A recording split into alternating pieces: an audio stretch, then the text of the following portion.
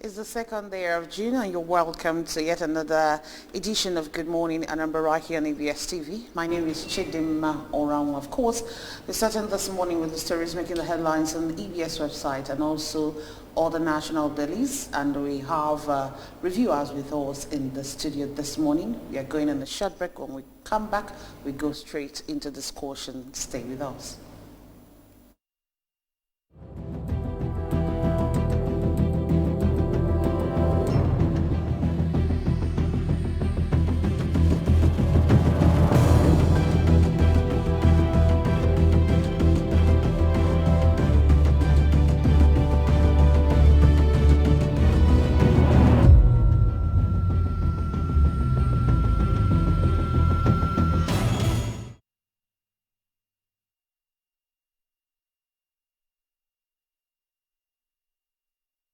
All right, you're welcome back to the show. We have with us this morning Osta Eze. Osta Eze is a public affairs analyst. Good morning, Osta. Welcome to the show. Good morning. Thanks for having me. Good morning, Anambra. We also have with us this morning as a reviewer and a public affairs analyst, A.G. Keme Onuchukwu. Good morning to you, A.G. Keme. How you doing? Good morning, darling. All right, quickly, let's go over to ABS website. Let's see what we have here. And just to remind you that you can actually be part of this discussion this morning. The number for you to call is displayed on your screen. If you have any contribution, you can call us and make your contribution. So quickly, let's go over to ABS website this morning and know what we have there. The very first story we have on ABS website this morning is Anambra State government cautions motor park managers against multiple taxation collection of levies. Anambra Environment Ministry speak forth against the violation of environmental laws. Mrs. Saludo tax parents on proper child upbringing. Governor Chukwuma Saludo says his administration is committed to building a health institution that is efficient, affordable and accessible for the residents of Anambra State.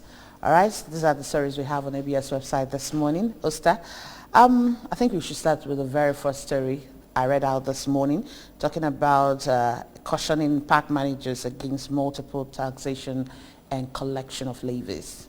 Yeah, thank you very much. I believe the motor park managers know the right thing to do, in as much as I enjoin the Commissioner for Transport to also look into one of the promises of this administration to digitalize the mode of collecting levies and taxes from the different sectors of the state so as to streamline their activities and also avoid the issue of multiple taxation. I'm not sure it is rocket science to get some of these things digitalized in this present age.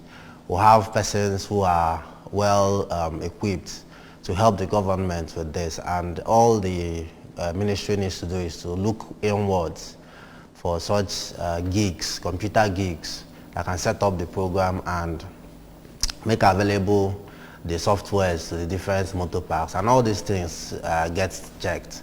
Once we have a strong system, we don't need to talk too much. Things will start working the way they should in the system.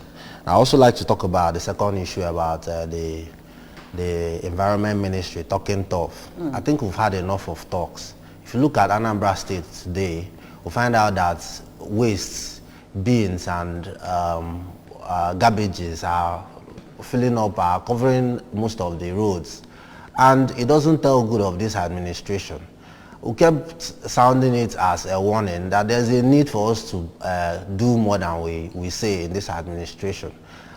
If we look around what's happening in the global scene, we find out that the issue of taking care of waste management has now been taken to a different level altogether. There are a lot of potential in waste management. Okay, you can convert waste to electricity, you can convert it to several other byproducts that can be used to produce different things that can help with the economy.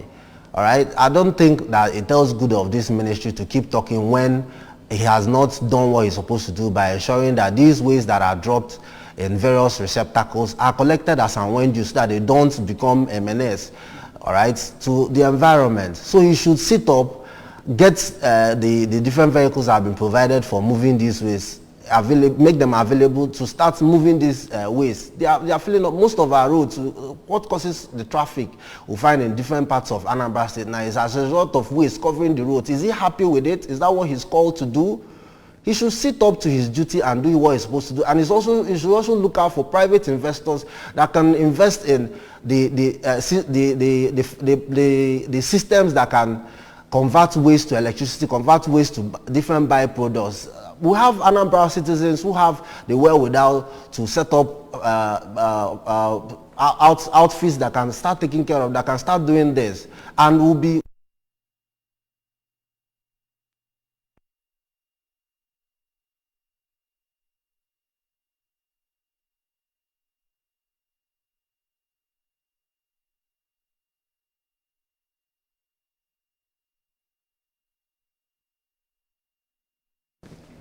All right, Ejikeme, let's come over to you. You still want to talk about the the Ministry of Environment, and also I also want you to comment on the governor's wife taxing parents on proper child upbringing. Thank you very much. The wife of the governor, Mrs. Soluda, has been talking about the issue of the family. Basically, at the root of success or failure is the success or failure of families. And we cannot overemphasize that every young person, or every old person inclusive, who is a problem to society, is first of all a product of a family. And so if your child escapes being trained at home, there's little or nothing the school can do for that child. And there's little or nothing society at large can also do for that child. So that advice is very important to all of us who are family people, to be able to look forward to what we're doing with our children. Especially these days that the economy in Nigeria is hard. Parents are struggling to make ends meet. Children and young people are under pressure to also survive. So all of that is putting a pressure on the value system, because a family of maybe 5 kids and a mother and a father who lives about in this, 7 people. a family who lives in this economy, man, how do they do it? Okay, so sometimes you see the young people trying to do something out of the line to be able to support their life. So beyond asking families to work hard to train their kids, government should also provide certain things to make that thing easy. For instance, I want to link this to the second issue about healthcare provision that the government is talking about. About the governor wanted to provide efficient, affordable and accessible healthcare system for Anambra. Now, if there is a working health system where that's accessible, that is cheap, that is fine, a large portion of family financial burden comes down. So the burden on your head is at least reduced by 10% if you can walk into a clinic in your street and get good treatment at good rate. Everybody is there. So if government can do one of these small things, pressure on people comes down. The tendency to do wrong things comes down. So if there's a working education that is cheap, that's affordable, healthcare affordable, housing affordable, pressure on families come down. People will do less of wrong things because survival becomes a lot easier. So you can tell a young girl, you don't need to do this, you don't need to do that, and he's not under pressure, or she's not under pressure to go do something for the sake of survival. So all of these things are mixed together, one into another. All right. Thank you for that. Let's quickly go over to the Daily Sun newspaper. But before then, let's know who's here. Hello, good morning. Okay, Daily Sun newspaper is the first paper that review this morning with the big story. Buhari stands on successor splits APC. And then FIRS begins recovery of state and local government areas unremitted tax deductions. APC presidential ticket, Buhari may narrow choice to Osibanjo and Lawan. Methodist prelates kidnap, troops not involved, army. FEC okays NNPC, ECOWAS deal on Nigeria, Morocco gas pipeline. Lagos Argentine Chamber signs MOU to increase bilateral trade volume. We need everyone to win 2023 polls. Atiku. Federal government evacuate 166 victims of trafficking, others from Libya. Osta? Yeah, I'd like to look at the the news making the headline. That's the big story there. Buhari stands on successor splits APC. Now I've known our dear president for making some statements that usually causes a stir in the polity, but I'm sure that most times he really means well. Probably he feels he knows better who would take over the reins of power. But I believe he should also consider the fact that he's now in a democratic setting and no longer the military setting that he was in when he was a lot younger. And he should allow the democratic process to take its toll on the electoral process. I don't really think in a proper democratic setting, a president should be talking about electing somebody that's going to be his successor. I believe the ideal thing would be to allow the party to hold primaries, and then a candidate emerges, and then he goes in for the big one, and then whoever comes up becomes democratically elected president. Hello, good morning. Hello? Good morning. Good morning. Tell us your name and your location. Hello? Good morning to you, and tell us your name and your location. My name is Elijah From Ebonyi State, go ahead. I'm from Ebonyi State, but I reside myself at the moment. It's all right. Go ahead with your contributions. Okay, you just want to tell us your name. All right, over to you, Ejikeme. Yes, still on the big story, and then the following up story about the president's choice being touted to be narrowing down to Osibanjo and Lawan. Now, I'm not a party man, a member of the APC, I mean, and it is within their constitution. The constitution of APC and the Electoral Act allows a primary, direct or indirect, and allows for consensus. So legally, that's still within the laws. Let's put that straight. Now, we also need to start to balance legality and morality. But legally, the APC have not left the boundaries of the law. Now, the issue of who should become Nigeria's president, I think basically the primary system, you know, in this ongoing election process, is beginning to show us that there's something wrong with that system. For instance, the PDP just did a primary where 800 people or so elected a president, quote and unquote, for 200 million Nigerians. So we have a small caucus of people, some 10, 20, 30, 50 people, handpick somebody and give 200 billion people. I think something is a little bit wrong with that system. So it means Buhari and maybe some 16 governors of the APC and Abdullahi Adamu can sit down somewhere and they say, okay, Osibanjo is that will go. And then present, so narrow down our choice, all of us in Nigeria, to their choice. Okay, with your thoughts on that, let's know who's here. Hello, good morning. Good morning. Hello? Hello? Hello, good morning. Hello, good morning. What's your name and your location? Yeah. Good morning. I'm calling. Sorry, my name is Shiv. Phil, from Hello, where? good morning. My name is Shiv. I'm calling from Ilorin, Kwara State. Go ahead, Phil.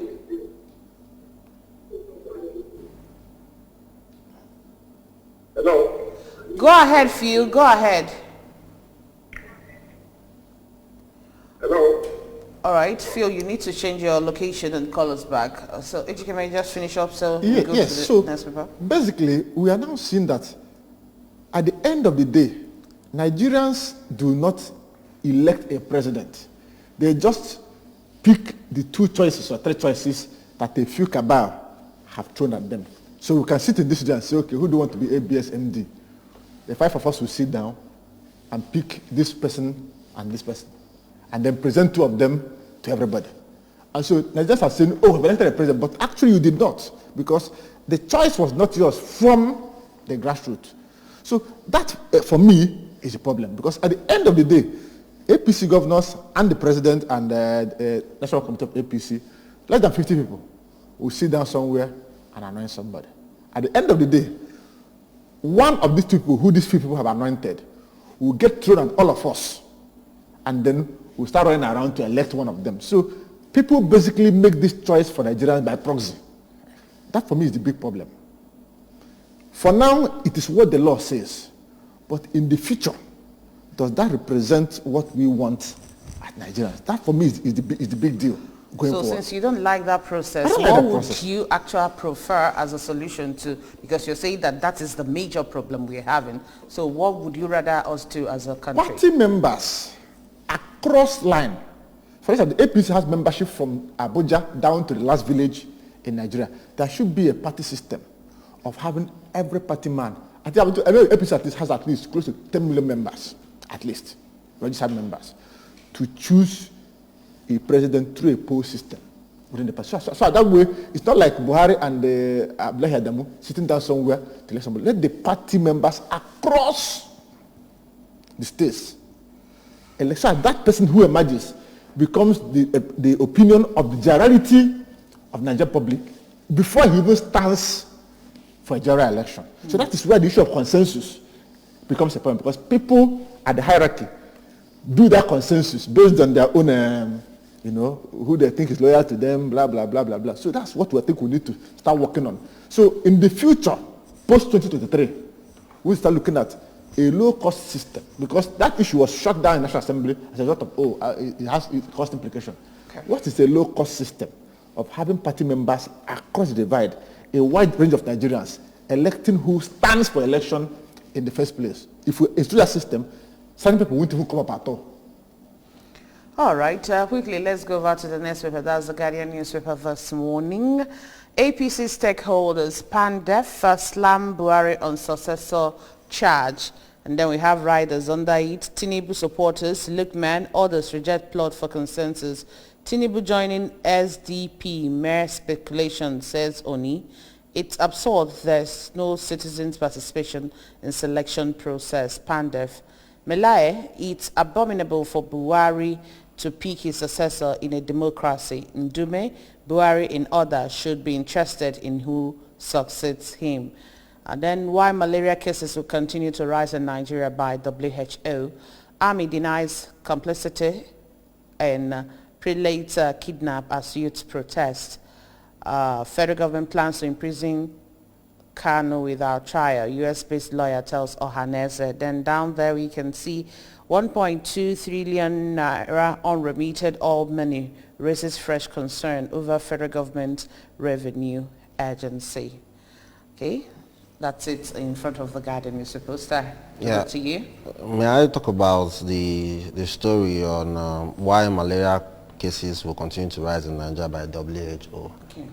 It still boils down to how we manage our environment, because malaria stems from the female Anopheles mosquito, which breeds in water bodies that are maybe dirty water bodies and such like. And if you check our drainage system across the nation, with Anambra State as a case in point, you find out that drainage systems are not properly kept. All right, they remain dirty. Dirty water is all over the place, and this forms a breeding ground for the female Anopheles mosquito. And why won't malaria cases continue to rise? So we are being very lackadaisical about our relationship with our environment as human beings. It doesn't tell good of us as people who are living in 21st century. So I enjoin us as citizens, as government and different interest groups to become more conscious of our environment, the way we take care of our waste, the way we take care of our drainage systems, the way we take care of our water bodies. I believe that this will go a long way in helping the fight by the WHO to stop the bite of malaria in Africa and in Nigeria in particular. Okay, well said. Ejikeme? Yes, I'm looking at the issue of, let's leave politicians alone and their trouble. The issue is 1.2 million yes, naira I'm interested in that oil story. money. You see, the corruption in this country, or the kunenu. Why do I say so? Look at the kind of figure people are mentioning. 1.2, not million, not billion. We have gone to trillion. As in, the kind of money they mention, you are like, so they got in Oboda. And we're saying, oh, okay, we can't do that one. Okay, we can't tar road. Okay, we can't do this. We can't do that. Basically, there's something called institutional corruption. It's not like people are just taking money and putting it in their pocket. When you build a system and design it not to work so that you can get some advantage out of it, you can deliberately build a system with intent that this system will not work. That's what I think is going on here. Now, because there is no system that streamlines how this monies are, this oil is sold, who pays what. So there are middlemen all over the place. And these middlemen are backed by policies and regulations. So somebody will need to, after the oil is extracted, there's a middleman who transports it, there's a middleman who does the brokering in the international market, there's a middleman who gets paid, and all of that. So there are middlemen all across the divide, legally. And so these middlemen are the reasons this money is hanged. So all right. I'm looking at it as until we clean up the revenue system in Nigeria and eliminate agents. Provided we don't eliminate agents, these things will be, imagine this ABS now, somebody will need to maybe go to governor and collect your salary, then give it to somebody else who will come and pay it, and all of that. So he collects 20,000, he gives the next guy 15,000, the next guy gives the next guy 10,000, then 5,000 comes there. That, until we have a system whereby the oil moves to the international market, the funds move from who gets it to financial accounts. So the treasury single account system that they're introducing for citizens, we have revenue from indigenes, from citizens, goes straight to government. It's not working in that sector.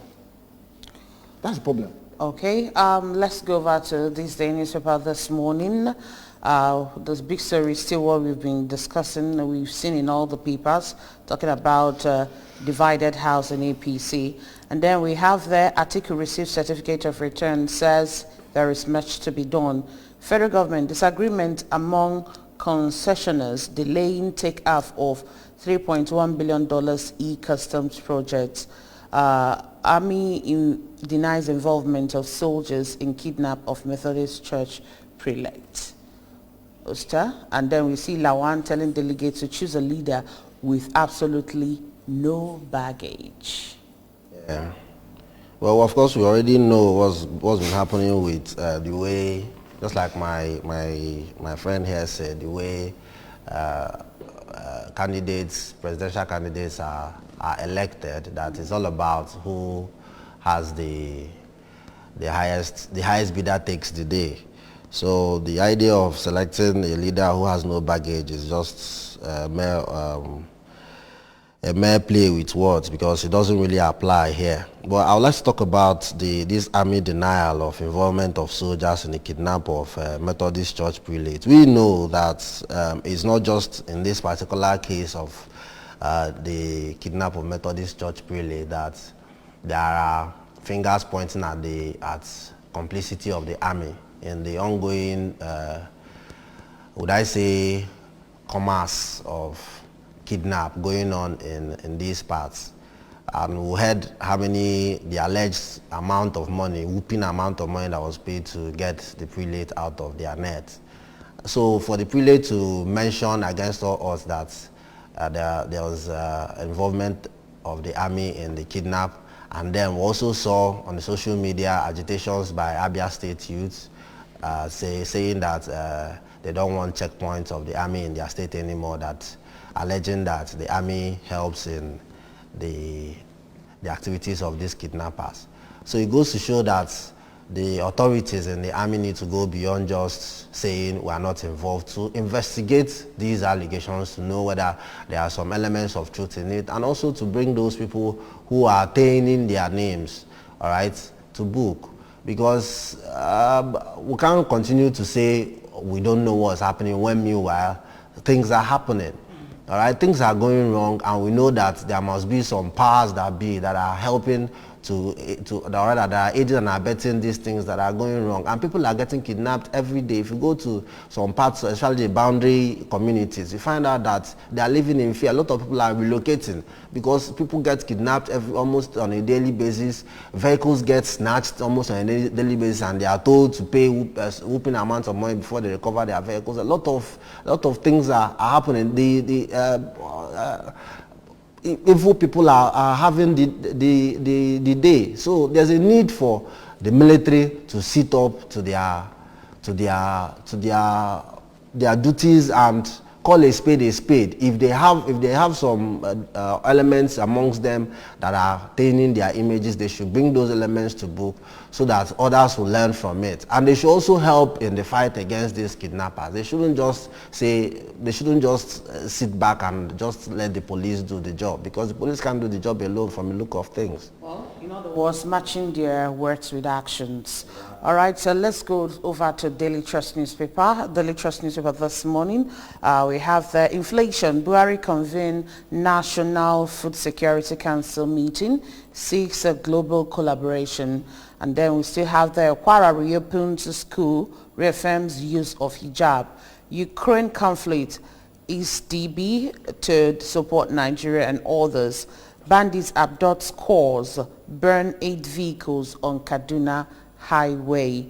APC PDP post-primary crisis hit states. FEC okays NNPC ECOWAS pact on Nigeria-Morocco gas project. Okay, I'm looking at APC PDP post-primary crisis hitting states, and of course it will still hit the nation at large. PDP has gone through its own primaries at national level, good or bad. At least there was a primary and there's a winner we all saw. That's fine. Now, APC has more contenders than PDP, and now they're talking about consensus. At the end of the day, once it's okay, let's give Osibanjo or let's give Lawan or whoever will give, every other person will complain. That's why this crisis is. That's why people are in the party but not committed to the party. That's where all of this, or some people even get angry enough to leave the party entirely. So let these states minimize their problems by allowing a primary to run. Let a loser lose. If you lose and start making trouble, nobody will take you serious. But when people did not go to the primaries and they lose, then they claim, oh, they would have won. Oh, no, I can claim that I would have won an article in the primaries, so I was given the chance to contest. I can come out and claim it that I almost won an article. Why didn't they allow me to contest? But if I went there and I got 1 vote, like some of my friends who got 1 vote, and those who got 16, and those who got 14, and those who got 8, you keep quiet. So the way out of post-primary crisis is to allow a credible primary where winners will win and seem to have won, and losers will lose and be seen to have lost. That way, everybody keeps quiet. You know your worth in the party. You keep quiet. So that's basically the way to deal with that. Then quickly, the issue of banditry on Kaduna Highway. The IG said he had mobilized police across that way. I don't know what happened. I don't know. Hello. Hello? Good morning. Morning. Your name and your location, please. My name is Anyeka. I'm calling from Awada. Onyeka, go ahead. So I'm talking about this president election. Is it not left for an Igbo man to be a president of Nigeria, or only Hausa and the Igbo and the Yoruba? Okay. You're asking the question? All right. Thank you. Since you don't want to explain what you mean by that, but if it's a question, we don't have any answer to that question right now, but we keep trying. Let's go over to the Nation newspaper. Big story, 2023 president, it's South-a-thon after Buhari says Aya Day. And then we have the rider there. Why consensus presidential candidate is not in ruling party's interest by National Working Committee member. PDP delegate shares 7 million naira with community, pays for indigent pupils. Ministry director for Fit Varsity Hotel Factory, court rules on EFCC suit. Nigeria, Spain seek global action against food crisis. Kwara reopened schools shut last year over hijab crisis. Oster, I think we should start with that of a PDP delegate sharing 7 million naira with the community members. Yeah, well, we didn't know Nigeria had this amount of money, all these whooping amount of money in individuals' pockets until they started these primaries, both at or rather at the various levels of the election. And it behooves many of us who thought Nigeria is indeed poor to know that persons actually have these dollars that we are looking for in their individual pockets. People shared hundreds of millions of dollars when you look at it cumulatively, and it really doesn't tell good. And we heard that at some point that the EFCC officials were seen at the primaries. So, but I don't really know what now happened, what came out of their visit, whether they came to collect their own share or they came to do their work, because they didn't make any public statement. It was just that the journalists saw them there and probably they came and they left. So these things are some of the questions that the common man asked, and which leads to the disillusionment that is spreading across board. The reason many persons are saying that they no longer believe in these two parties, political parties that are holding sway across the nation. I'm talking about the APC and the PDP, because they will tell us one thing and they will do another thing. I remember that earlier on, just like the caller asked, earlier on, we were given the impression that we are working with a zoning system whereby this particular zone rules in this dispensation, and next dispensation, and that zone will be allowed to rule. But now it has come to the point, and we're made to believe that this coming dispensation that is the turn of the South, and not just the Southeast. But we now started hearing that the PDP, the APC are now making it open to all zones. All right, so I don't know why they want to shift the goalpost at this particular point in time. Hello. Good morning. Hello, good morning. Good morning. Tell us your name and your location.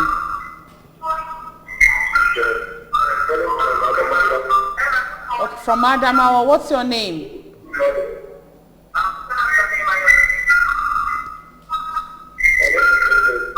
Please, probably you need to change your location and call us back. And when you call us, please reduce the volume on your TV set so that we can hear you very well. Okay, let's go over to the Vanguard newspaper. Okay, I know you want to comment on that, but let's see what we have in front of the Vanguard newspaper first. APC stakeholders rail against Buhari's bid to pick successor. We must rescue Nigeria from misrule of 7 years. Atiku. Declare Kaduna Birnin Gwari Road no-go area for now. Monarch advises government. And then power generation dips below 2,000 megawatt as poor supply persists. Federal government moves to tackle rising food prices. And then we still have down there FIRS to begin recovery of unremitted tax deductions by states and local government areas. Yes, I'm looking at two stories. They showed the PP delegate who shared his money. Basically, let me look at it from a very funny aspect. This is a delegate that was elected by the party in the world to go to Abuja and elect the president. And then he comes back with what he pulled off from Abuja. That guy make a very good House Assembly member for that community, because he got the delegates' vote from those people. You get the point? Then went to Abuja and got the delegates' money. Because so he went to Abuja not for himself, but on the mandate of his community who elected him delegate. And so he came back and brought back the bread he bought from Abuja and gave everybody. I think that's actually the way to represent your community. For me, so everybody could say, okay, but for me, if people have elected you to go somewhere, and you got there, they gave you something. It means they gave you that thing on behalf of those who elected you. And so it's good you come back and give them what you came back with. I think that guy, plus minus, not really a bad, he'll make a bad senator on a lighter note. But then the issue of federal government moving to tackle food prices. that they are moving. Food prices have been rising over the past 7 years. Oh, they just found out. We tell them to rise. That's why the president traveled to Spain to talk about food prices. Yeah, to talk about how they can reduce the prices of food. Food prices are not determined in Spain. The insurgency in Nigeria is having impact on agriculture and affecting the food chain. Let's begin from there. Well, we'll still know the outcome of their meeting at the end of the day. Quickly, let's go over to the Nigerian Tribune newspaper this morning. Then we see have federal government to convene food security meeting. Okay, we've seen that. We must unite to end APC's misrule. Atiku rallies PDP, and then. Down there, Okada ban enforcement takes off in Lagos State, Nigeria. Unremitted tax deduction, FIRS begins enforcement. Okay, Osta, let's talk about the story coming from the aspirant, that's PDP presidential aspirant, saying that they must unite to end APC's misrule. That was a political statement, and I believe that it's in the interest of the PDP, which I am not a part of. So I wish them the best, and I hope that they have the interest of the general citizenry at heart while they are uniting. Let it not just be about taking over power. Let it actually be about helping to improve the lot of the common man, because we know that in this outgoing administration, even though there are some pluses like infrastructural developments here and there, on a general note, a lot of things went wrong. So we hope that if the PDP is taking over power, that they are going to do a lot better for the common man than the APC. All right. Let's move over to the next paper we have this morning.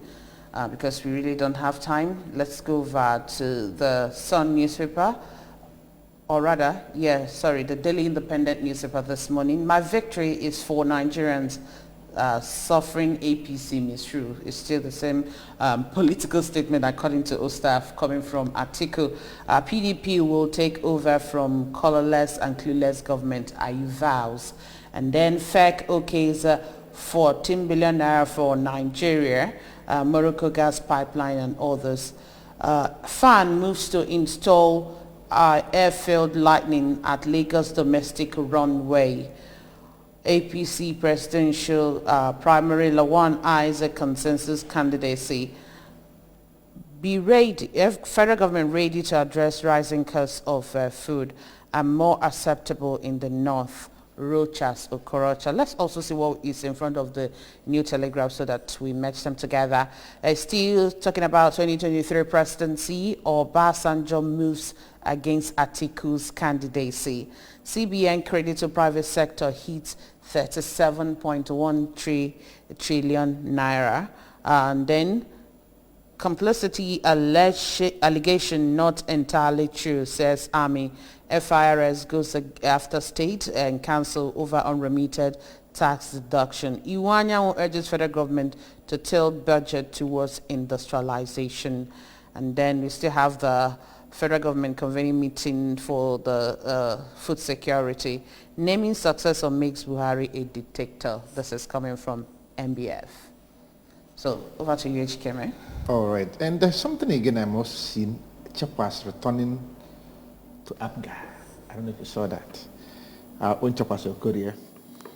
All the same. Now, 2023, Obasanjo moves against Atiku's presidency. May mobilize support for Obi.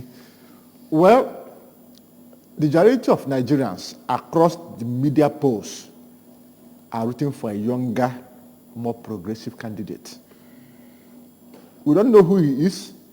People are mentioning names like Peter Obi, and it's a good name to mention anywhere, as at now, because Nigeria wants to be in the hands of progressive minds. No excuses to anybody or to any political party, but what Nigeria needs as of today is a young, progressive Nigerian. People are free to elect their candidates. Ahmed Lawan says, oh, he's a very good candidate. Ahmed Lawan just made an electoral act that is full of complexities and errors, that is throwing everybody under confusion. And then he doesn't see that as something to be ashamed of. Anyway, it's his problem. So there are, when people say, oh, the Rota Sokoto is saying, oh, I'm acceptable in the North, he has cases to answer in the FCC. And we saw him bring a bill the other day. Let's end these funny games, my people. At this level in our national life, we don't want people who will be experimenting with development. We don't want people like that. Whether you are from my village, or you are my father, you are anybody.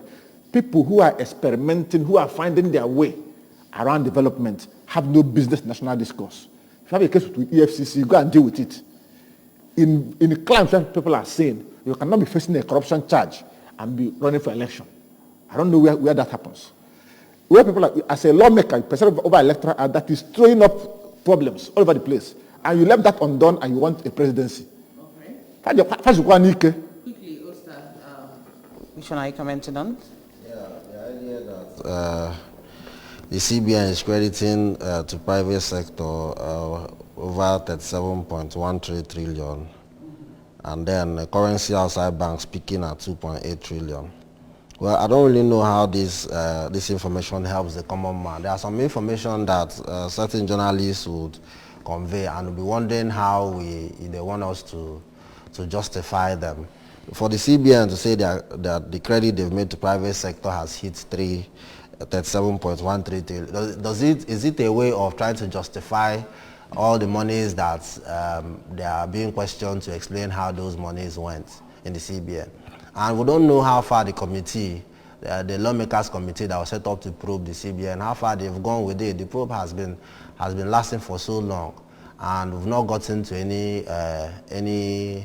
any conclusion yet. And we know that the same CBN governor came out to run for president. He's one of the persons that came out to run for presidency. So a lot of things, just like my colleagues say, a lot of things are going wrong, a lot of eyebrows are being raised, a lot of questions are being asked, and no answers are being given in this administration. It's one of the reasons why people do not really think that this administration has the interests of the common man at heart.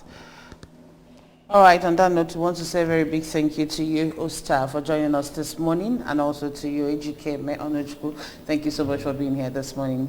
Thank you very much. Thank you, Danambra. All right, well, that's it on the press review this morning. Thank you so much for joining us. After this short break, we'll see you at the other side. Stay with us.